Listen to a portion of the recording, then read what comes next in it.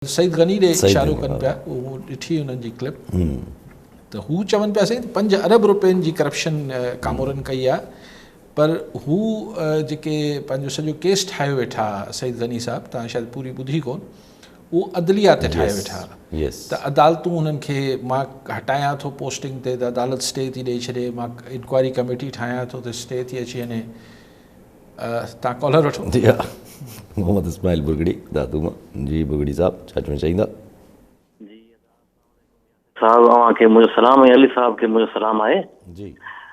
अली साहब खां मुंहिंजा 2 सवाल आहिनि।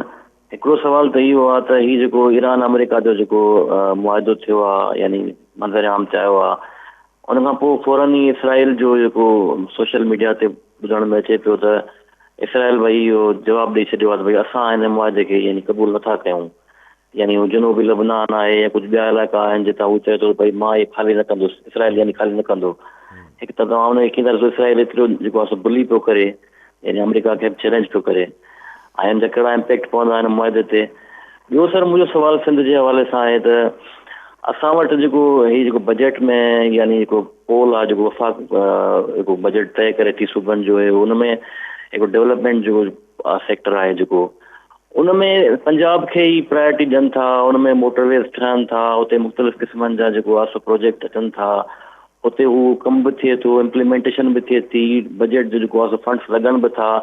सिंध में त उहे ठीकु तरह सां पहुचनि बि नथा। हिकिड़ी ॻाल्हि इहा आहे। ॿी ॻाल्हि इहा आहे जेकॾहिं पहुचनि बि था थोरा घणा त उहे बि करप्शन जी नज़र थी था वञनि। हिते जेको आहे ब्यूरोक्रेसी जेका आहे उहा पंहिंजे खीसे में खणी थी छॾे। ऐं हुनजो असां जी, त उहा ॻाल्हि सईद गनी सां ऐं साईं बि जेको ॿियो पोर्शन करप्शन, हा करप्शन वारी ॻाल्हि सही, मतिलबु मिनिस्टर साहब चवनि था त उहो अदलिया जेको आहे हुननि खे सेफ गार्ड करे पई। चलो पोइ हाणे छा रीज़न थी सघे थो, हाणे इहो कोन ॿुधायो मिनिस्टर साहब। मिसाल हिकिड़ो थींदो आहे साईं त तव्हां पैसे वारा आहियो, तव्हां तमामु भलो वकील करे वरितो, ऐं मूं वटि एतिरा पैसा कोन्हनि त मुंहिंजो वकील कमज़ोर आहे, तव्हां पंहिंजो केस सही न पियो रखी सघां अदालत में। पर हिते छाकाणि त माण्हू सिंध सरकार आहे त हुनखे बेस्ट ऑफ बेस्ट लॉयर्स आहिनि, ऐं एडवोकेट जनरल ऐं लॉयर्स जी को कमी त न, ठीकु आहे। सो या त जेके सरकारी वकील आहिनि उन्हनि जो क़ाबिलियत ते क्वेश्चन मार्क निकिरी अची सघे थो, या जेको को ॿियो इल्ज़ाम लॻे पियो त भई अदलिया छो पई ॾे स्टे। अदलिया हिकिड़े मतिलबु को रीज़न हूंदा न, को कानूनी नुक़्ता हूंदा, ऐं अगरि कानूनी न आहिनि त उते आउं त नथो ॻाल्हाए सघां, पोइ वज़ीर साहब पाण ॿुधाइनि।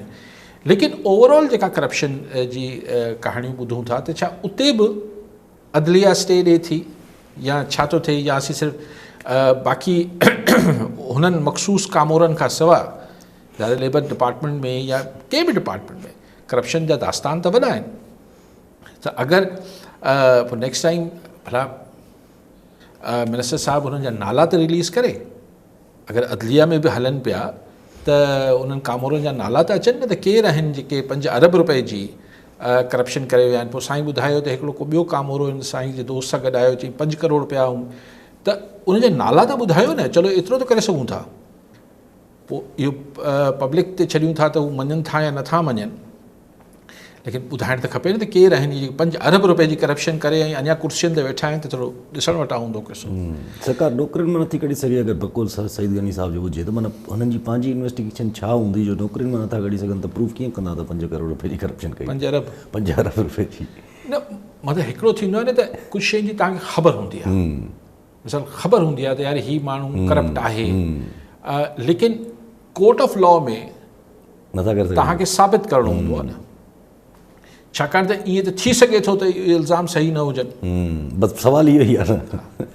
सो हाणे उहो त हाणे अदलिया त मां त नथो कमेंट करे सघां, पर पोइ या त हिननि जी पंहिंजा इल्ज़ाम चार्जशीट जेका आहे उहो हेरसे ते वधीक आहे, गॉड नोस छा हक़ीक़त आहे। कॉलर अख्तर मैसर पीरकोट मां। जी मैसर साहब छा चवणु चाहींदा?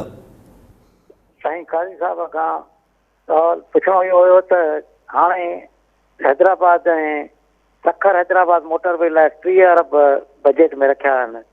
उन खां पोइ मनसूबाबंदीअ जे मिनिस्टर SN इकबाल जेको आहे सो प्रेस कॉन्फ्रेंस कई त अञा इहो मनसूबो 4 सालनि लाइ 4 सालनि में कंप्लीट करिणो आहे असांखे, इहे न त को हिन ई साल, त इहो 3 साल अॻु में जो शुरू थियल आहे ऐं 4 साल अञा 4 सालनि में त हिननि खे गवर्नमेंट जो टेन्यूअर बि न, त इहो असां पुछूं इहो हुयो त असांजे हयातीअ में इहो ठही सघे थो या इहो असां वेंदासीं हलिया पोयनि जे हिन में?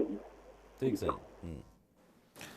साईं डिपेंड करे थो मैसेज साहब तव्हां केतिरो अर्सो हयाती रखण जे, अलाह तव्हांखे डिघी हयाती ॾे, मज़ाक पियो कयां, सभिनी खे ॾे, लेकिन ॻाल्हि इहा आहे त ही छाकाणि त सिंध जो हिकिड़ो मनसूबो आहे, तंहिंजे करे एतिरे सालनि में बि ठही वञे त वॾी ॻाल्हि आहे। ऐं हाणे हिन दफ़े को DC साहिबु जेको आहे लैंड अलोकेशन या ॿियनि नालनि ते पैसा न खाई वञे, जीअं पोइ भेरे थियो त हिकिड़ो ठहंदड़ मनसूबो हिकिड़ो त वफ़ाक़ उहो ई असां ते केतिरो महिरबानी आहे उहो पाण सभु ॼाणियूं था। मथां वरी असांजा पंहिंजा अफ़ाल बि कुझु सवाया आहिनि, पोइ भेरे बि त ई मटियारी या DC खाई विया पैसा या छा थियो, त हिन दफ़े महिरबानी कनि त असां पंहिंजा कमु ठीकु रखूं, बाक़ी हू जेको ठाहे ॾींदा उहो असांखे 4 सालनि में बि अलाह करे ठाहे ॾियनि, पर हिन जो हुकूमत सां को तालुक़ु न हूंदो आहे। साईं अगरि 60%, 70%, 80% कमु थी वियो त कहिड़ी बि हुकूमत हूंदी, कमु त पोइ कंप्लीट थींदो, पर बशर्ते कमु पैसा रिलीज़ थियनि। इहे बि चए पियो न एहसन इक़बाल, 30 अरब रुपया कढी बैंक में त कोन रखी छॾींदो, इहे सरकारी फंड रिलीज़ थींदा आहिनि, पोइ सिंध ते उअं ई प्रायोरिटी नथी अचे। बाक़ी अगरि रायवंड जो हुजे हा मोटरवे त देरि न थिए।